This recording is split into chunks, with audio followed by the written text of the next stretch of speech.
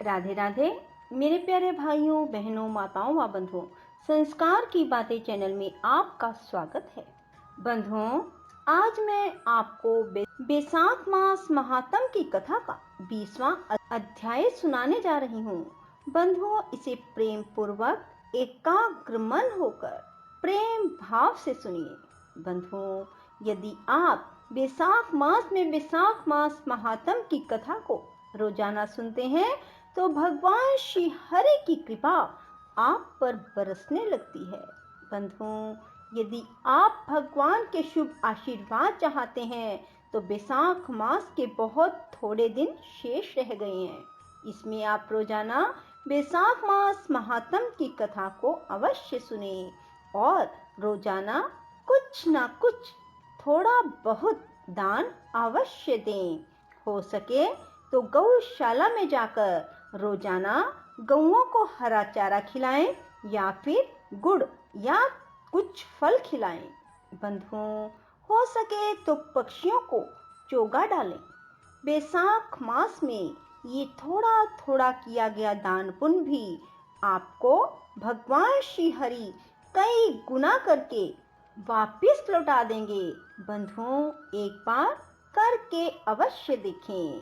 और बैसाख मास में यदि आप रोजाना नहीं तो किसी एक दिन किसी को ठंडा जल अवश्य पिलाएं या फिर शरबत बनाकर पिलाएं।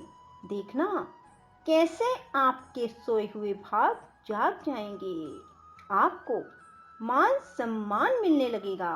यदि कोई आपको नहीं पूछता तो वह आपको पूछने लगेगा।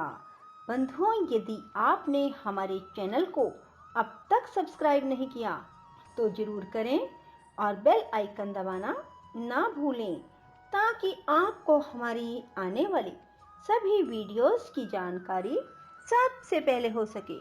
बंधुओं, वीडियो को पूरी सुनने के बाद कमेंट बॉक्स में जय विष्णु भगवान लिखना ना भूलें और रोजाना चाहे 5 मिनट चाहे 10 मिनट भगवान का कीर्तन अवश्य करें। कहा जाता है, कलयुग केवल नाम आधारा, सुमिर सुमिर नर उतरहि पारा। बंधुओं, बैसाख मास में यदि आप थोड़ा सा कीर्तन भी कर लेंगे तो उसका आपको बहुत अधिक पुण्य प्राप्त होगा। बोलो विष्णु भगवान की जय, शिव शंकर भोलेनाथ की जय। व्यास कहने लगा, है मुने, पूर्ण भोग वाले मनुष्य की मुक्ति कब होती है?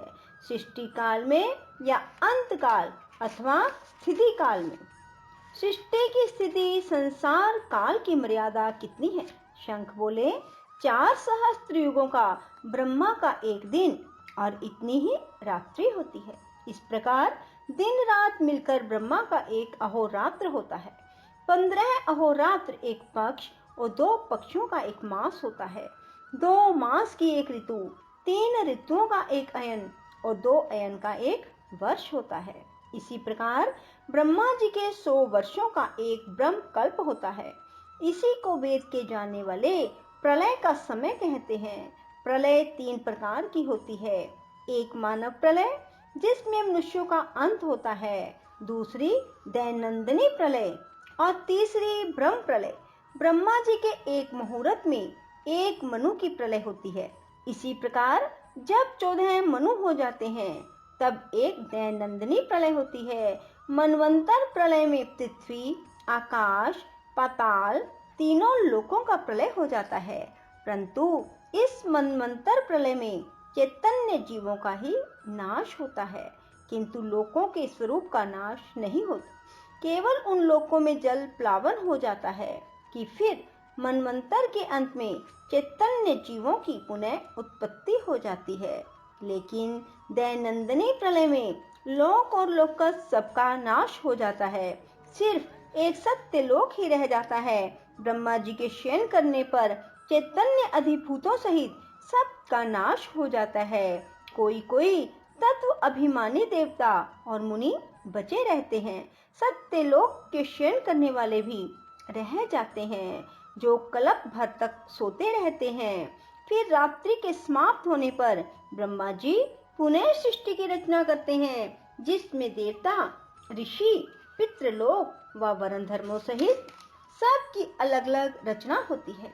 भगवान विष्णु नियम पूर्वक 10 अवतार धारण करते हैं, जो अन्य अन्य देवता ऋषि कल्प के पश्चात ब्रह्मा जी के द्वारा फिर सो जाते हैं। जो ब्रह्मा जी के साथ ही मुक्ति पाने वाले हैं, वे सब राजा, साधु और सिद्ध ब्रह्मलोक में रहने वाले हैं। वे सत्यलोक में रहते हैं, यहाँ नहीं आते। जो उस राशि पर जाने वाले उसी नाम से श्रुति में रीति में स्थित हैं, वे फिर जाते हैं। अपने अपने कर्म कर्ता अपने अपने गोत्रों में जन्म लेते हैं। जब कलयुग समाप्त हो जाता है और सब दैत्यों का नाश हो जाता है, तब वे भी कलयुग सहित अपनी गति को जाते हैं। वे अपने कर्म अनुसार वैसे ही कर्म करने वाले होते हैं। शंख कहने लगा, हे व्याध, अब मैं तेरे सामने सृष्टि काल और मुक्ति काल का वर्णन करता हूँ। भगवान का एक निमेष अर्थात आंख झपकना ब्रह्मा जी के एक कल्प के बराबर होता है। उतना ही समय पलक का खुलना।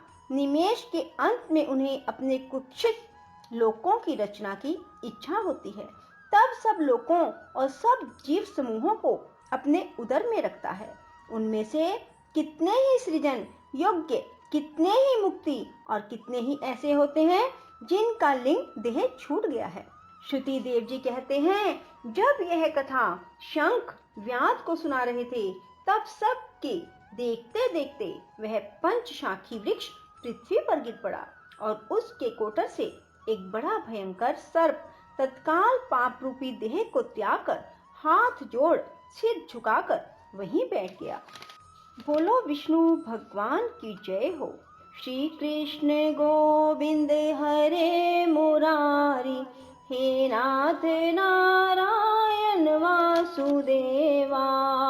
मैं तो तेरी शरण, मैं तो तेरी शरण, मैं तो तेरी शरण, मैं तो तेरी शरण।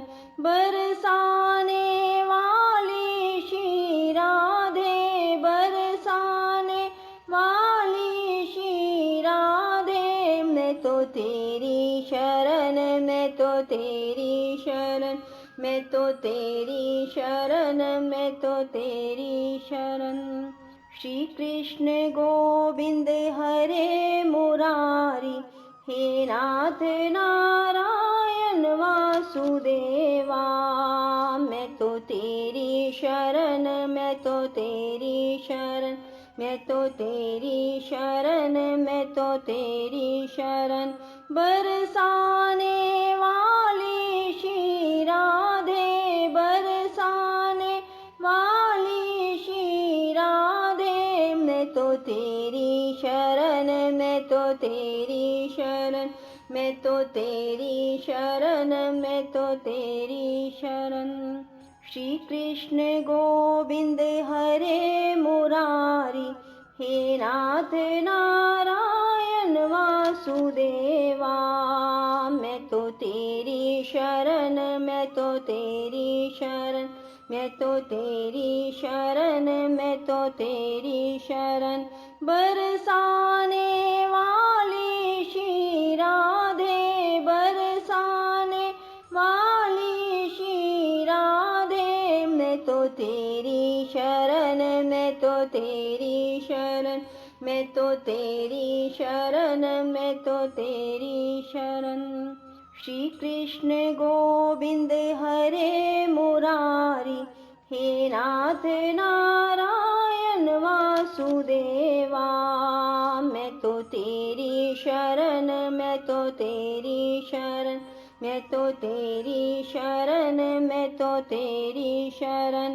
बरसाने वाली श्री राधे, बरसाने वाली श्री राधे। मैं तो तेरी शरण, मैं तो तेरी शरण, मैं तो तेरी शरण, मैं तो तेरी शरण।